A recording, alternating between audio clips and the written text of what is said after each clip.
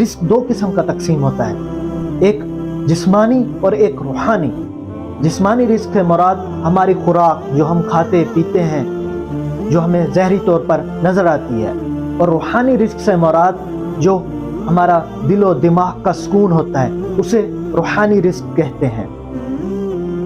حضرت امام شرانی علیہ رحمہ فرماتے ہیں کہ ایک دفعہ میں نے حضرت علی خواص علیہ رحمہ کو یہ فرماتے ہوئے سنا کہ جو مادی یعنی محسوس ہونے والا رزق ہوتا ہے، یعنی ہماری غذا، اللہ پاک